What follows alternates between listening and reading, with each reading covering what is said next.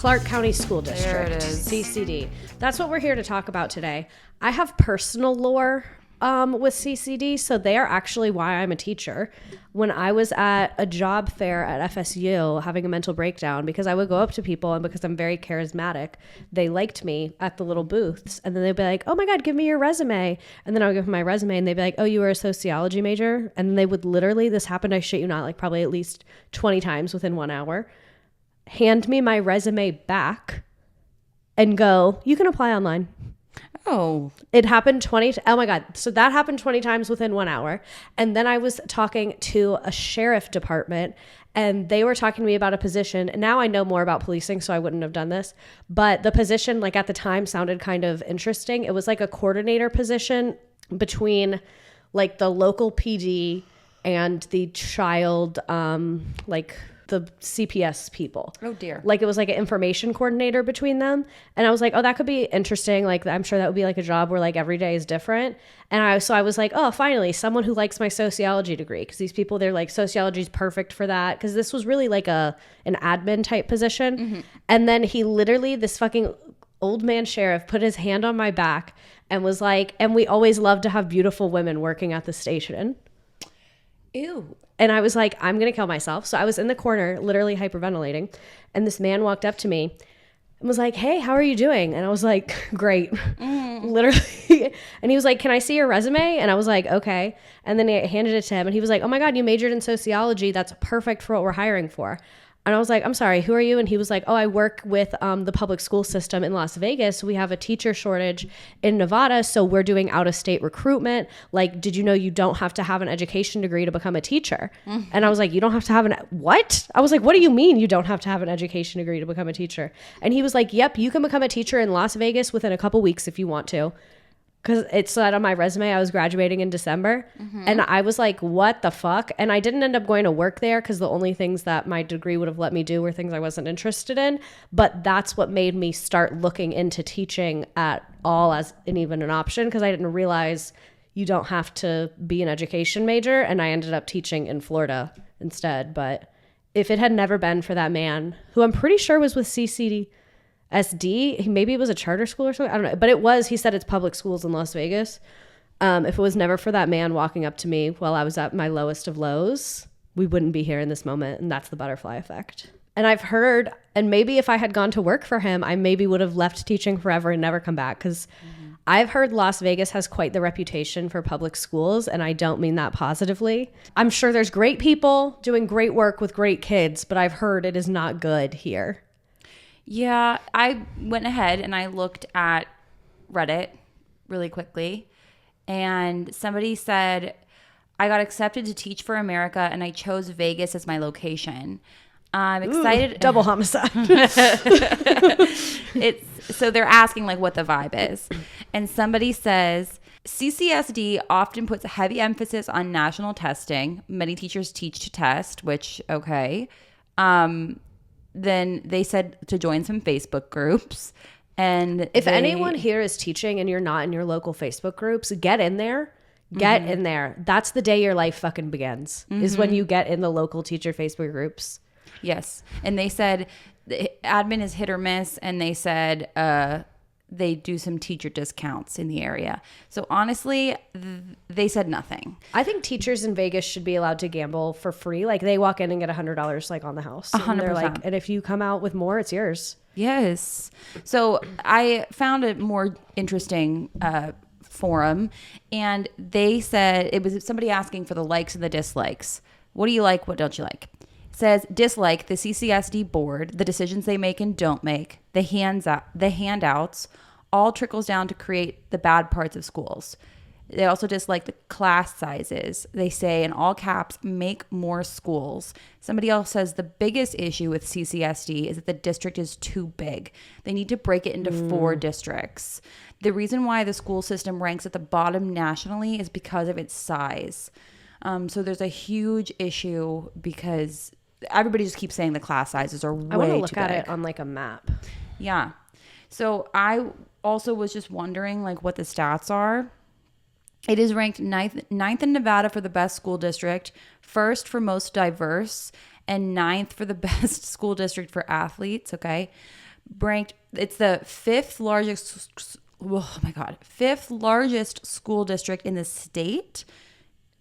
They have an enrollment of 315,787 students in 2021-22.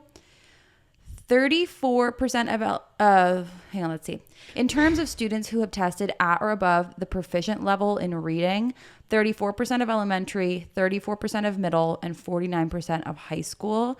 And then for math, the number of students that have tested at or above proficient, 21% of elementary, 19% of middle school, and 23% of high school. So the argument that is being made is that the district is just too freaking big. And I'm looking at it on a map. This is quite a large county. It took me a while to find a decent map. So like that's Clark County, and Las Vegas is like in the center, but that's like a big space. I felt like that was a big issue in my old district. We were a very large district. And I just felt like it's crazy to think that all students, and it was a big district, so all students like early pre-K through adult education are all under the same umbrella, where we had some parts that were extremely rural, like in literal farming communities where some people don't have running water, next to like kids that live in a zip code where the cheapest house is $3 million and it's like super like condos, almost like New York. Just to think that all of those kids and all of those employees are under the same umbrella and like having to follow the same guidelines and stuff is just a lot. Yeah, that is a lot. And some people are saying that one of the other issues is that leadership is kind of failing the school system because there's only one superintendent, and they just had a big fuck up with their budget somehow. So now it's like going to be even more stalled where they can't get a superintendent in there. And I'm reading about, the title is Rankings Show CCSD Deserves 0 stars. A five-star school has what they call, quote, superior academic performance, according to the Nevada Department of Education. A 1-star school has not met the state standard for performance. And then, obviously, within that, you have different sliding scales of that. I'm going to read this to you. Last year, 39% of district schools were rated 3 stars or better. That's a substantial increase from the 2018-2019 school year. Thanks to the pandemic, that's the last time Nevada put out star rankings. That's a stunning amount of failure, but it gets worse. Their words, not mine. Last year, more than twice as many schools received 1 stars as received 4 or 5 stars. And those numbers exclude alternative and special education schools. Wait, repeat that?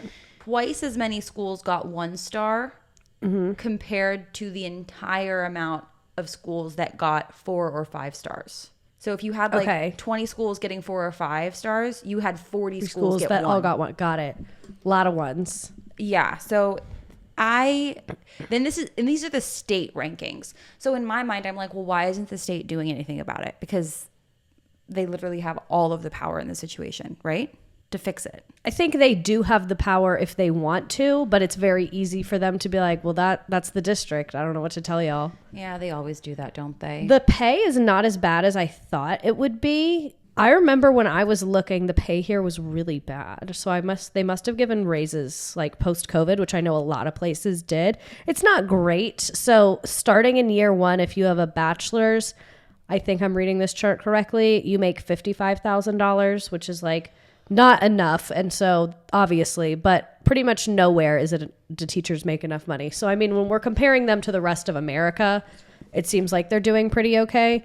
One kudos that I will give them is it looks like they really do reward if you have a master's degree. Okay, well that's like good. It's like a full 15, depending on how many years you've been there, between like 15 to 20 grand more if you have your master's. So it seems like they kind of got better on the pay because, like I said, it says their starting is 55. And I remember when I was looking, it was less than Florida. And at that time, Florida, my starting was 46. Okay. Yeah, I think they do pay well. So they must have given a pretty significant raise in the last, 6-7 years? Mm-hmm. But a lot of places have done that. Like where I work now gave fat raises a couple of years ago. What did you do? What did you find? I just thought it was clever, and I'm going to give them points where points are due. There is an organization called Parents Defending Education, which we can guess what their political leanings are.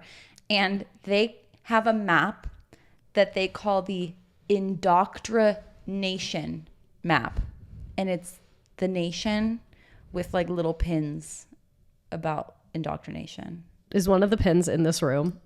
Like the pin is It's just, like just us, our location shared. It's like The Sims where they have the plumb bob over your head. That's us. There's a pin just floating in this at all bathtub. times, anywhere we go. It says it identifies parent organizations for informational purposes only. So I suppose this is there's like issues. It says affinity groups, anti-Semitism, counseling, critical race theory and equity, ethnic studies, free speech, immigration, indoctrination, parent rights, social emotional learning, sex and gender, surveys, teacher training, and teachers union. So interestingly, what a list of things to be on the lookout for.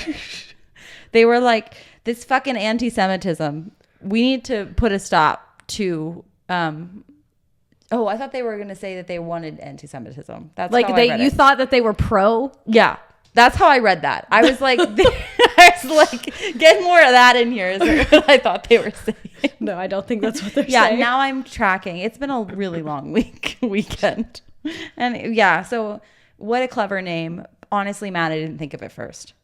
I found someone who posted a long thread a couple years ago. Okay. It was on, what's this website? How do you say that? Quora?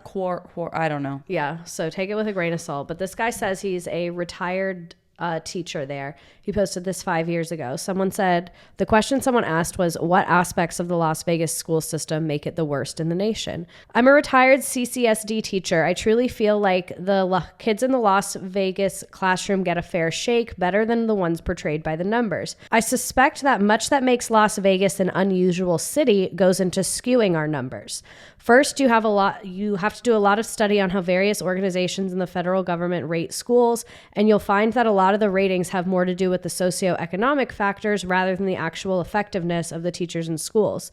For instance, one number that CCSD struggles with is graduation rate. That's not as simple as it sounds. It's calculated by tracking students who enter in the 9th grade and make it to graduation in Las Vegas. If a student leaves CCSD and the district doesn't get word on where they transferred to, a student remains on their graduation count as a non-graduate. And I could see Vegas, I know, is a very transient city, so I'm sure they have lots of students that transfer out. We are a very transient city. Lots of elementary teachers in our inner city schools begin the year with only a few students end the year with only a few of the students they began the year with.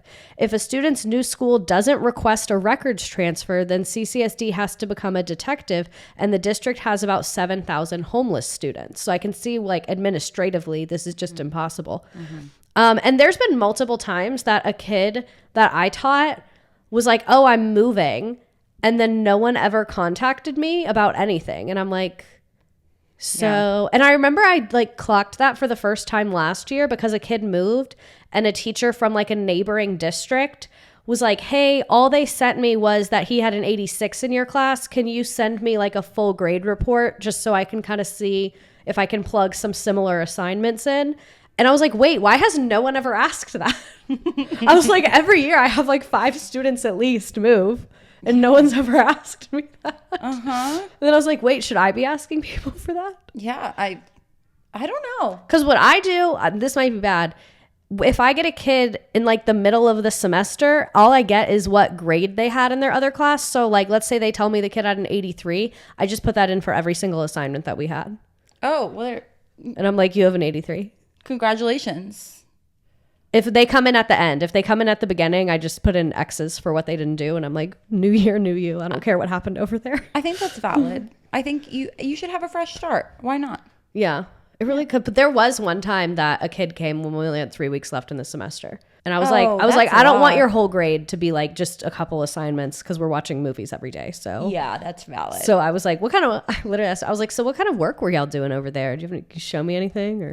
It's a judgment call. You don't like anything else. I was like, your vibe is pretty good. I'm getting like 86 from you. Is that cool with you? Gosh. Okay. Anyway, Las Vegas ranks 91st in number of adults who have college degrees. That is not a good thing.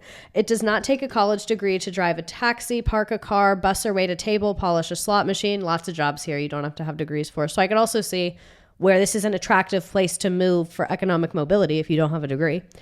Although I'm sure many of these parents are making good faith efforts and encouraging education at home, the numbers are not going to be as high when they're in a city where they don't know how to navigate getting into higher education. Yeah, I feel like that's a pretty agreeable statement to make. He also said we do not fund our schools well. Many ratings punish the district heavily for our per student spending. Contrary to another comment made, individual school budgets are heavily controlled by student count, not location. The success in a particular school is not as big as a factor as the economic and educational level of the surrounding neighborhoods. Hotels and mines are huge special interest here, and I feel that they do not have a highly educated workforce. It's not really in their interest to push hard in school. Yeah, I feel like he's kind of getting personal with it, but I can see, like, I'm thinking about this from a high school perspective. It would be tough to motivate my students to finish school if they like already had a waitressing job where they were making more money than me, right, which is highly plausible in Las Vegas. So I feel like that would have a big effect on graduation rate, where it's like, oh, I can come and sit at this building all day for no money, or I can drop out and go to another building where I do make money. And it said CCSD goes to extraordinary measures to bring teachers to Las Vegas. Life is very different here. Once they are here, many of those teachers are not happy with the city or the district, so teacher turnover is very high. Now they're talking about like hotels get publicity for donating stuff to the schools, but he's like, they get better publicity for buying shoes for every student, but we would rather them pay higher taxes so that we could have newer textbooks. Like no one is like giving away books for Instagram likes. Like they're going to give away like shoes and more like visible things. 100%. So that guy has a lot of factors about why apparently the schools here are bad. Well, there's a big drama right now about this is not funny. Why did I laugh? Clark County School District estimates it has a $20 million potential budget shortfall. And of course, it seems like it was handled absolutely abysmally. Perfect. Shall we dive in? So it says a bunch of different lofty economic terms that I don't really understand. The budgetary crisis came to light last month after school principals began sounding the alarm after they were informed by the district that raises for teachers weren't fully baked into the dollar amounts they were told they would receive for this school year. Oh, so maybe that chart I read was bullshit, not because I don't know how to read, but because they literally lied.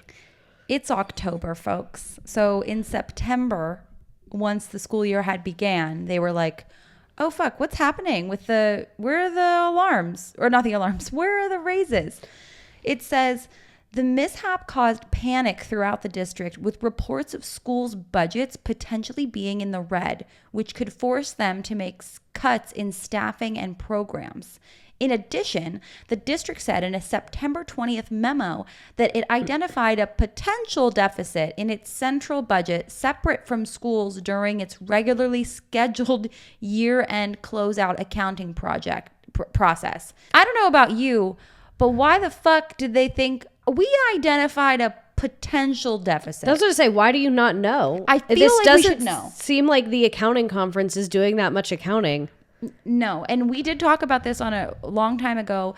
School districts do not always know where their money has gone. There was I believe it was Seattle. They found a shit ton of money because they just weren't keeping track of it. And they were like, oh my God, here's $1 million.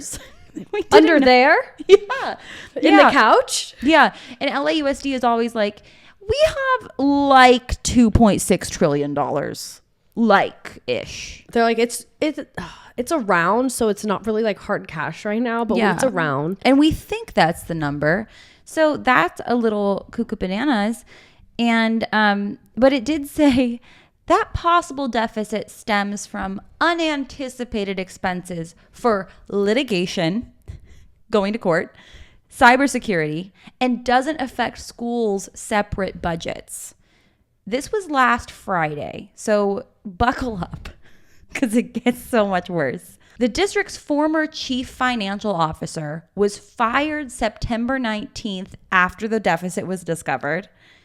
He attributes the financial issues to constraints caused by the Clark County Education Association's historic contract and prolonged negotiations that concluded just before the district's January 15th deadline to send schools preliminary estimates on their allocations for the 2024-25 school year. So he's saying your fucking union or whoever was negotiating and puttering about, and we back in January, you waited too long, and I just sent the budget along and said, probably, here you go. This is fine. They're still talking over there, but that doesn't seem important. What's important is the deadlines. This CFO probably is doing the CFO of the entire school district on like a MacBook Air and Google Sheets. That's if your CFO has a Mac, you're going to prison. You're either not getting paid or going to prison.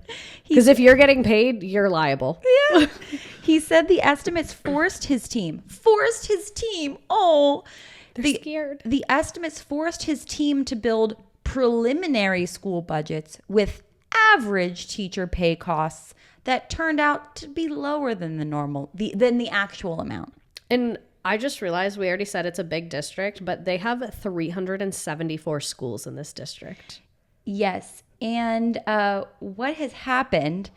So in this article, they're basically saying it might lead to staffing changes. Well, boy, howdy. Oh, no. Teachers have cut homework due to budget issues, parents say. That's what they're blaming it on.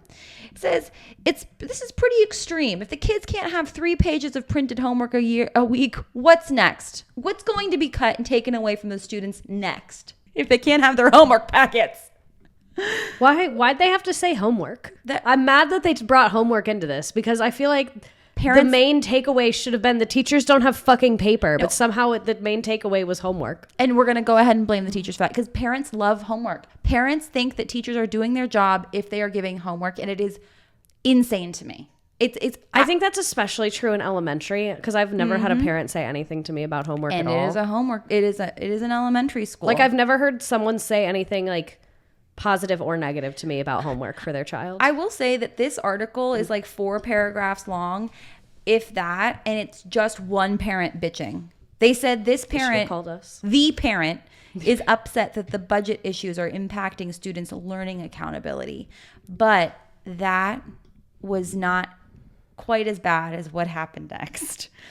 So on Friday, this past week, they fired 6 teachers from a school, and they collapsed from an elementary school, and they collapsed classrooms. So we're in October, and they collapsed these classrooms and fired these teachers. Bro. And the like parents are pissed, obviously. Yeah, I would because they already have massive class sizes. So now we're getting a kindergarten classroom with 30 kids in it, according to them. It went from like 27, 25, which I always had 27 in kinder. But now 30 is the most you can fit on a lakeshore rug. A 9x5 lakeshore rug with the squares is 30. Is it 9x5? No. Oh my God, Jesus, it's been so long. A 6x5 like square rug is 30. And it says teachers are being, quote, surplused. So what the district is doing is they're not technically firing them. They're placing them in a pool where they are available for hire by different schools. So they're going back into the hiring pool, AKA they're fired. But if we need you, we'll call you. Our people will call your people. I found on their district website, it has like the average students in each class, and it goes through like every school in the entire district. So like I'm just kind of reading random numbers, but at this one school, the average U.S. history class in a high school has 50 kids in it. Yep. And some of them are very small, like the younger ones, it's like a very small averages. I'm just kind of reading out like the large averages I see. So this says lots in the high 20s, lots of 29s, chemistry, 29, English 9th grade, 32. Wow. And I'm even seeing some as high as like I said, 40s, 50s. Some of them are small, like super niche elective classes and stuff like that. But I would say just like skimming through this, if I had to say an average, it would probably be like low 30s. Wow. That's a lot of 33s, lots of 28s. I don't even know what the ratio is in Nevada. I'm not going to look it up because quite frankly, I don't care. I did. It's 25-1. Like that's crazy. That is for a kindergarten classroom. I know that we're supposed to have like an aide in our room if we have 27, but it never happened that way. This says CCSD has a and in Nevada has a student teacher ratio of 25-1, and it says the target ratio for kindergarten is 16-1. So they and have then grades, it says like 2 through 4, I think, are 18-1. Like it's supposed to go up, but clearly that's not what's happening, because when I looked at, and that report I was reading is from the 23 to 24 school year. And there is no accountability for that. No, there's none. It's like, this is illegal. It's the thing that drives me insane is that they're like, this is an illegal ratio and we know that, but we're not going to do anything about it. And then it's the same thing as when they tell you, like, you need an hour and a half of reading every single day, and you need an hour of math, and you need an hour and a half of social studies, and you realize that it doesn't fit into the schedule. Like, these districts and these school boards are very, very aware that this is fucking illegal, and they're just yapping. They just say when they numbers. make the requirement, they're like, fucking 25 sounds good. Write that down. That'll be the requirement. That might be like my biggest pet peeve in education, where I'm like, this is fucking illegal and you're doing it on purpose, like, and you're just letting it happen. And then the thing that happens in schools is you're going through your little like teacher training program, and you're like, oh my God, I'm gonna get into school and make a difference. And then you show up in your classroom and the first thing they do is tell you something illegal, and then they're like, well, this is just how it is. Be a team player. For the kids. I'm gonna say, you will make a difference in your own health. It'll get worse. Strap in, baby. Oh my God. And this parent has a good point in this article. They have a sane parent who says, I'm at a loss because these are good teachers and they're needed. She says she doesn't place blame on teachers, but admits concern over the implications for class sizes. Yeah, absolutely. And it says, why this school? Why that many teachers? These kids have established routines and bonds. Why are we doing this to them now? And she says, between our casinos and the dispensaries and all the money that comes in, why are the children being robbed of an education? That's so true, because the amount of like fees and taxes from the government on like gambling and legal marijuana and alcohol sales and like all the things that get pretty heavily taxed. Yeah, why are the schools not taken care of? Like, what are, like, no offense, but like, Nevada, what else are you spending it on? Right. Like, what are you doing with all the money we're giving you today and yesterday? Oh, another random fact about how large this district is, because I'm really not over it. 2/3 of all school children in Nevada are in CCSD. Wow. Because, like, that's what I mean. No offense, there's not that much else going on here. Let's find out how their schools are funded. Apparently, they've had a bunch of lawsuits over special education services, according to the Las Vegas Sun. No shit. The ratio is abysmal. Okay, so... this, to me, the way that the school's funded makes it even worse. Nevada schools are funded through a combination of state support and local revenue, including state support. The state education fund is supported by the state general fund through legislative appropriation, blah, blah, blah, blah, blah. AKA the state could distribute more money. In my opinion, if we're getting all this shit ton of revenue. If he wanted to, he would. We are on the strip right now where they are stripping us dry of our finances. And then there's also local. I just paid $6.85 for a water bottle, and you're telling me the teachers don't have enough paper? I bought us 2 drinks that were $82 at the hotel that we are fucking staying at. So there's also local revenue. So things like property taxes, sales and use tax for education, franchise taxes, hotel room taxes, and we paid some of those forfeitures. And then this is pupil-centered funding plan. So this is like distributing, like they can distribute funds to local school districts and charter schools, blah, blah, blah, blah. This is interesting.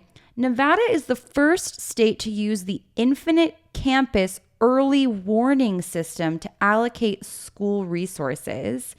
And they also get funding through the Zoom Schools program because they have low performance and high percentage of English language learners. So this Infinite Campus shit, what is that? Infinite Campus is an early warning system for attendance. It uses powerful statistical algorithms to measure how attendance, behavior, academics, home, and school stability interact to predict graduation. But I don't know what the hell the money situation. It's about like kids dropping out and finishing school or not. It's also about chronic absenteeism. You know what? That's not what this is about. I wanted to know why these schools are also funded think, like, because of like they're not getting their fair share. Yeah, and that feels just like a weird plug for Infinite Campus because as far as I know a lot of people who use Infinite Campus. It's just pretty similar to other schools' attendance management system and grade books, and like lots of other companies have similar products that do the exact same thing. No one I know who has used Infinite Campus has ever mentioned any of those features. So what I'm imagining is the district needed to say something and act like they cared. And they were like, well, we have Infinite Campus, which tracks the attendance so we can know. But like, I don't think any districts are still using paper attendance. I think every district has a digital attendance. So it's already being tracked everywhere. Like that's not special. No. And every district has to buy one of those. Like they're not special for doing this, I don't think. Seems like it's pretty standard. I don't know. To know the number of absences like per year per kid. Yeah. I mean, it's like a shiny thing, look over here, but like the reality is they get most of their money from sales tax and what are you doing with it? Where's it going? Literally, I'm very unclear on where it's going because I also see a lot of people complaining online that the schools have very outdated facilities and infrastructure. So a lot of times the air conditioning breaks. It's hot as fuck here. They don't have enough computers. Like so, the same issues we see in tons and tons and tons of districts. But again, like there's just so much money being poured into this city that it's shocking, and so much like taxable money that's being poured into this city. It's just shocking to me that it seems like really none of it is making it to the school system. Ooh, I have some tea. Let's read about the drama. Community members outraged. Former CCSD trustee Katie Williams won't be prosecuted. Well, tell me more right now. She was actively participating as a voting member while living outside her district and in another state. She was living in Nebraska when she was on the school board. They issued an arrest warrant for that. Metro Police completed the investigation, requested an arrest warrant be issued. And then Clark County District Attorney got on a phone call and said, no, I denied that request and there will not be prosecution. We're not pressing charges. And then a parent says, I can't believe they didn't press charges. She knows somebody. Someone like, that's a Nepo position, has to be. Well, I want to know, it says a warrant and prosecution must move forward to ensure faith in our justice system. Just allowing a public official to lie, then resign without penalty says the wrong message. Damn, they hate her. She was participating in meetings by phone. She was getting payments from the county. I didn't know you get money. For being on the school board? Yeah, what the hell? Yeah. Wow. Some districts I know it's like very much a part-time thing. Like I saw one district, they get like $12,000 a year. Holy like it was kind of hell. just to like cover your transportation cost and suits, I think. But some districts I've seen it pays a lot. That's very, very new information to me. I did not realize that. And she was a big part of the votes. Okay, let's see this. Williams was a big part of the votes regarding an elementary school that has been closed since August of 2023 after Tropical Storm Hillary, including the vote not to repair the school and look at adding classrooms in the nearby library instead. And people are saying somebody who attended that elementary school, or their son attended that elementary school, they said her votes should never have been cast. And that's definitely tough. Like if your kid's going to a school and then the vote that was 4-3 to close the school with the tie-breaking vote was that cast. bitch is just in Nebraska. Mm-hmm. And out of all places to be, Nebraska. Yeah, be fucking for real. Like I would get it if she was in like Cabo. I'd be like, listen, I would rather be in Cabo than at work too. Oh man. But like you broke the law to go to Nebraska. I found some stuff about, this is in 2022, where the parents are upset because there was a lot of violence in schools. Like there were, it seems like a couple videos went viral around the same time, like kids bringing weapons, really bad student fights, kids attacking teachers. And people were just very, very upset about that. And they said they felt like the district wasn't doing enough to stop it. This might just be unfortunate for this man, but apparently this guy that they interviewed talking about this, he's the president of National School Safety and Services, and he's an expert consultant on this issue, but his name is Ken Trump. I don't know if there's any relation. I don't know. If there's not, that's so unfortunate. I would change it. Yeah, I mean, if you wouldn't want that association, you wouldn't have that association at this point. Maybe, I don't know, because like, what if it's just your name? What if my name was Ariel Hitler? I would change it. You know what I mean? Putin. My last name is Putin, and it's just my last name. Get over it, everybody. I know where your brain goes. Cancel culture. Cancel culture has gone too far. No, you would change it. Or go by your middle name or some shit, you know? I think if his name was Ken Trump, by coincidence, he wouldn't. You're right. Okay, anyway.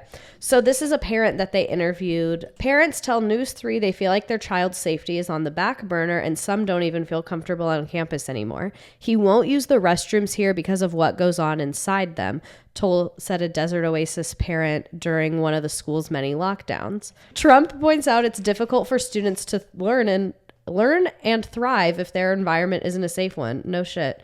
An updated firearms confiscation report shows that from August to mid-March, this is of 2022, I think, officials found 24 handguns, 1 long gun, and over 100 knives on school campuses. Students at Desert Oasis alone faced a string of difficult days with incidences of reports of weapons, threats, finding a weapon, a fight that led to an arrest of an adult and a juvenile. And this mom says, it's not getting solved. Nothing is happening. It's really important to understand that if your kid doesn't feel safe at school, that the board understands and that Dr. Jara understands, blah, blah, blah, blah, blah, blah, blah, blah, blah, blah. We're going to fix it. I highly doubt that they fixed it. Oh, absolutely. I don't think they did. And that's like what... This happens at my school a lot too. We haven't found 24 guns and 100 knives that I'm aware of. I mean, that's a shocking amount. But, well, to be fair, we did say they have like hundreds and hundreds and hundreds of schools and 2/3 of all the children in Nevada. So I guess your numbers would be up. Yeah. But anyway, one thing that makes me sad at my school is like a lot of kids will be like, I don't use the bathroom at school because people are smoking and fighting in there. And that just makes me sad that like you literally like, don't even feel comfortable enough to go to the bathroom. Yeah, that's sad. Like they'll be like, oh, I don't drink water at school. Oh, normal. And I'm like... That won't have any long-term repercussions for your body. Literally. And what's terrible is it's really not the majority of the kids at the school. And like, I don't like to talk negatively about my school, but I also think it's important for people to like understand like this is literally what it's like. It's like very common. Like my school is not unique in this. Mm-hmm. That I think like all of the BS of like the fighting and the smoking and the vaping and all of that is probably, if I had to guess, maybe like 20% of the kids. Mm-hmm. Like it's enough that it's a big problem that's very difficult to manage, but it's not a majority. If maybe I'm being conservative with 20% because I will admit like I'm in kind of a bubble because a lot of my kids are AP and they're just like less likely to do things like that. Not that they're less likely. Kids that are less likely to do that usually end up in AP classes, not the other way around. I mean, your kids are a little busy. Yeah, they're like busy like learning the unit circle and then like crying because I made them write an essay. But anyway, so maybe I'm being conservative with 20%. Okay. Let's say like 35%. But it still makes me sad that like the rest of them have to suffer because of this pretty big, but technically a minority of the student population that's like screwing it for the rest of everybody. Yeah, that's tough. And I don't think that's like talking shit about your school. I think you care a lot about your school. And like that's just the reality of what a lot of schools are facing. And to like not talk about it is not going to make it better. Exactly.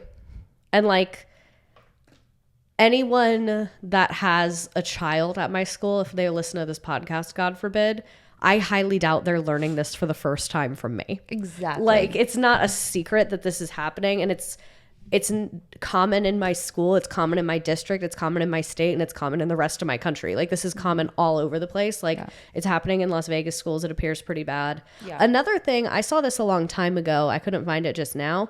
I saw like a thread of teachers talking about what's particularly awful about Las Vegas schools is so many of the kids' families are on like inconsistent schedules just because of what the work life is like out here, because so many of the parents are in the service industry. They said that their students just like don't have a solid routine. And like a lot of the kids go to 24-hour daycare. So they go to daycare at night, and then the daycare, like, because if you have a single parent that works overnight at a casino, like they sleep at the daycare and then the daycare drops them off at school. And so some kids, they do that every night. Some of them do it 2 nights a week randomly. And they say that like the lack of schedule and regulation, because so many people out here work nights. When you said 24-hour daycare, I was like, they go to daycare for 24 hours?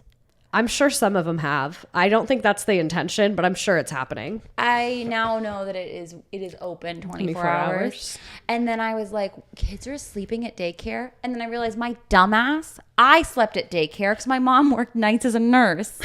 I literally for years slept at daycare. Night care, I guess. I guess. Well, sometimes it was during the day too. It just depended on what was going on. I wonder if there's like a time limit. If it's like, all right, once you hit hour 10, you got to go. I don't know. Or if it's like, you know, those YouTube videos where it's like, we spent 24 hours inside of an IKEA. Yes. Right?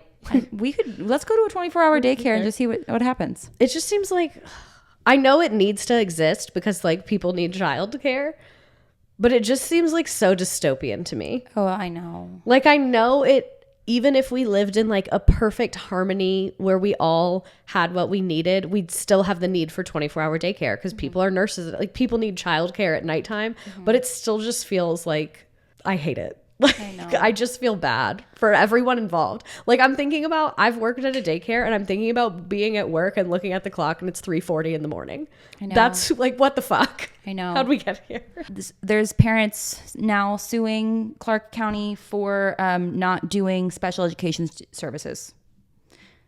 So I feel like every district has been sued for not doing special education services. Oh, yeah. I'm not saying that to make it sound less bad. I'm saying that to reiterate how poorly most districts are doing with special education services. yeah, and of course they're citing COVID because everybody's like, and it, to be fair, I was there. It was rare.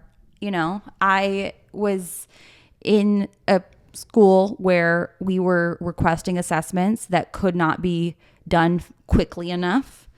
And they fell behind what is legally mandated. To like, you know, you have so many days to assess a child after it's requested by a parent. They could not do it. And it just snowballed. Every single year it gets pushed. And then if it hits the end of the year, it resets with the next teacher.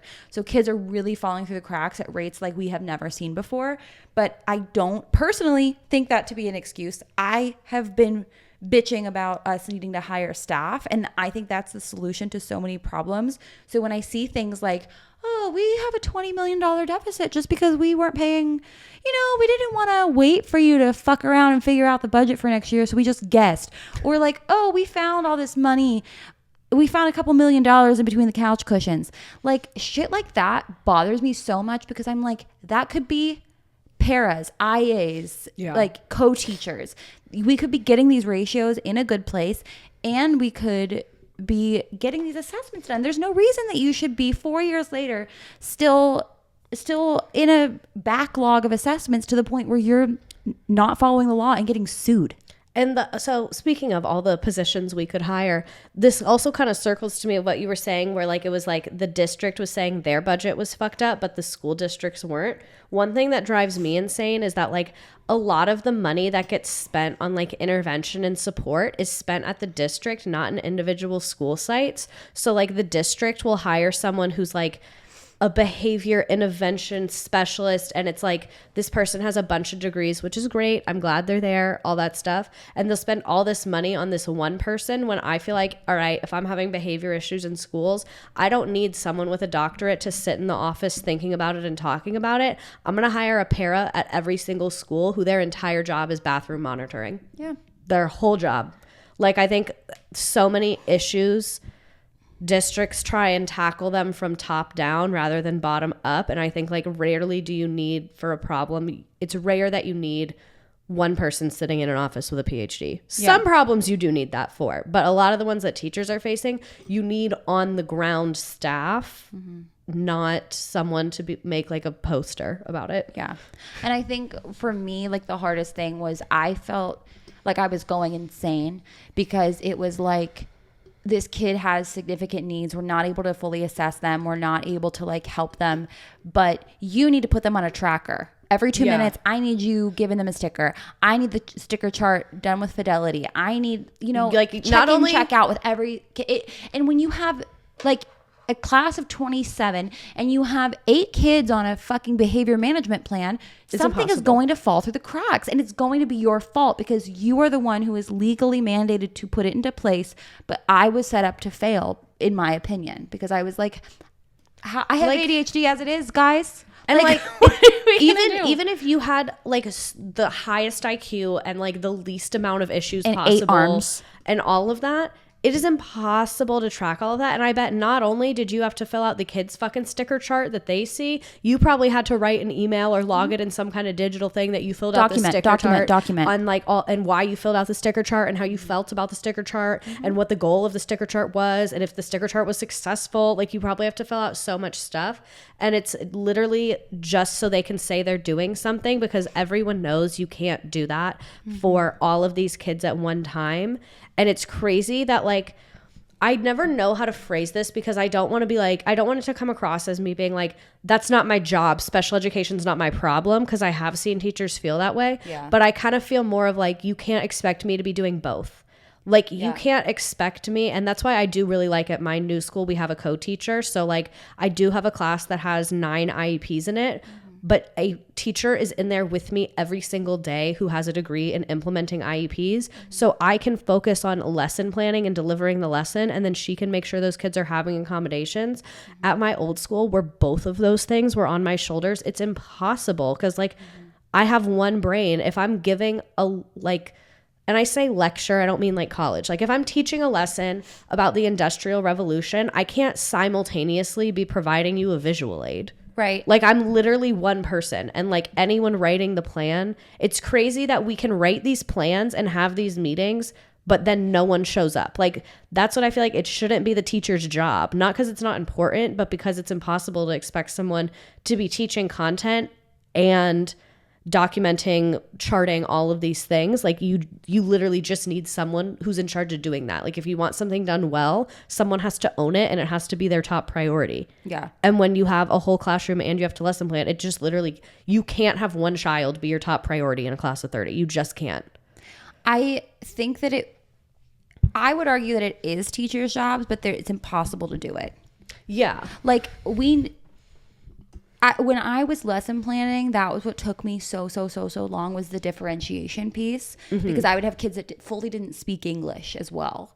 Yeah. So you have to, without a translator, have some Google Translate going. And if you forget to do it, they are left in the dust. And it's like, so you're doing behavior plans, IEPs, 504s, English language learner plans, and you are differentiating every single lesson. You have kids at all different levels of the reading spectrum, math spectrum. Like you have kids all over the block, you know, and then you have gifted kids who are also getting left in the dust, you know, because you're like, I'm trying, babes, but I know you're okay. You can keep your head above water. You're fine. I have to go over here. You're like, keep reading your book. It seems like you're really enjoying Harry Potter at age 6, which is a lot to unpack, but you're being very quiet. So I'm just going to let it happen. Yeah. And like being that, I think most teachers, and I was one of them, like I cared a lot.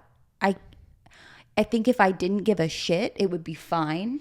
But because I was like... You're aware that it's not going well and you care about that. It's not going well. I know that I'm failing. You know what I mean? And I feel like there's no one to help me. And I'm like drowning. And I remember like asking for help. And then the admins were like...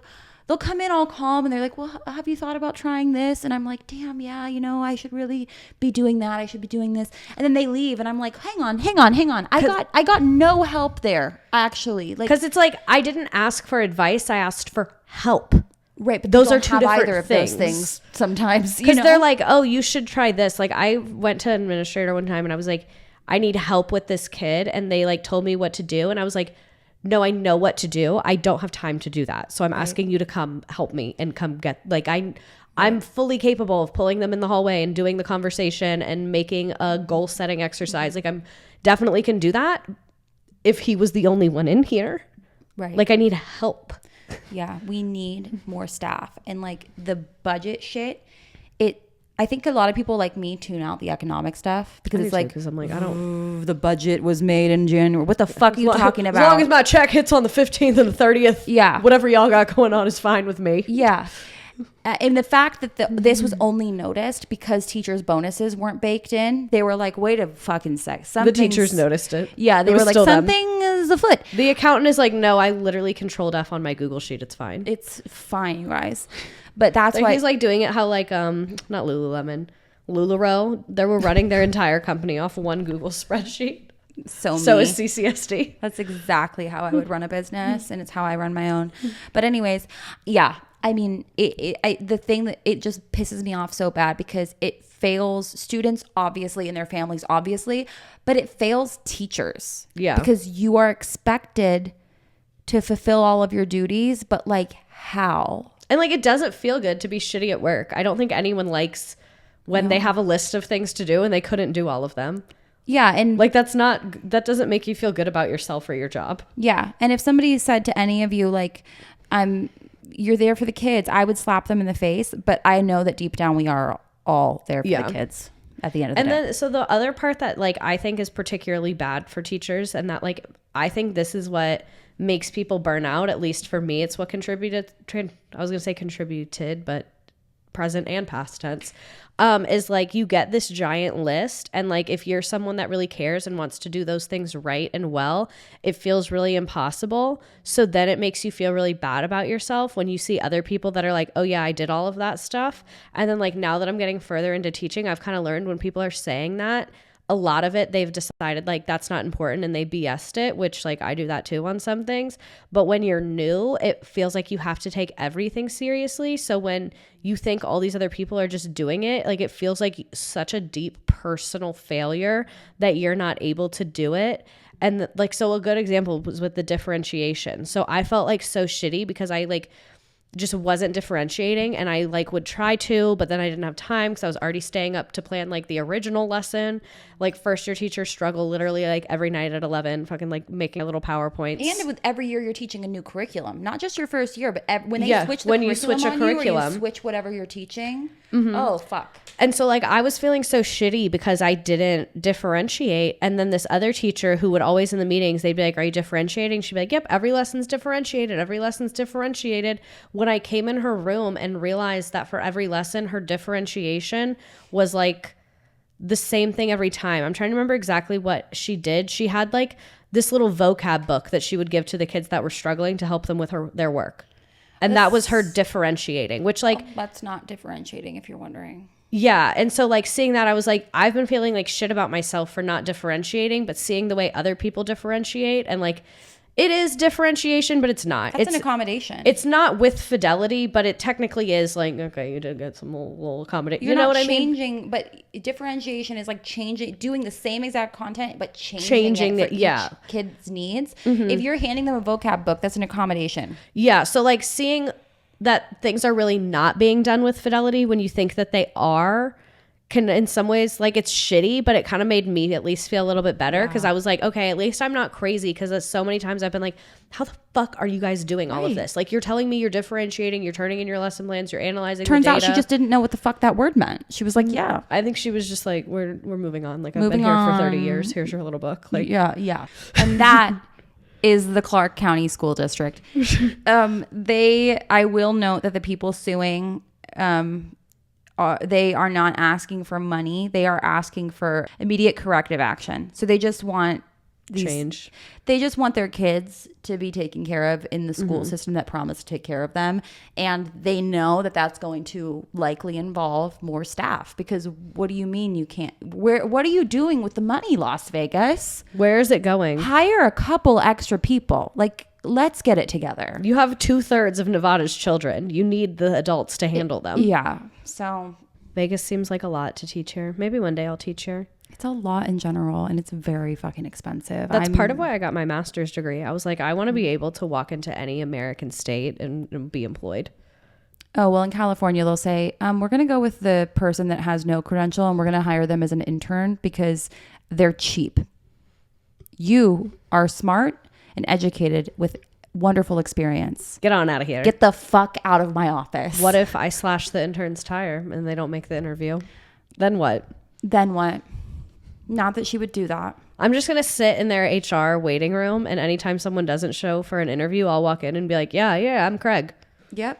Craig the intern. And then when they actually have to do my matriculation paperwork, I'm like, got you. Got you. And if you got this far, I think I win. Checkmate. You have to employ me. Thanks for being a part of the Teacher Quit Talk community. Keep love talking you. and quitting. Godspeed and God bless. Unless you're in Las Vegas, it seems like they need you to stay. We're praying for you. Bye.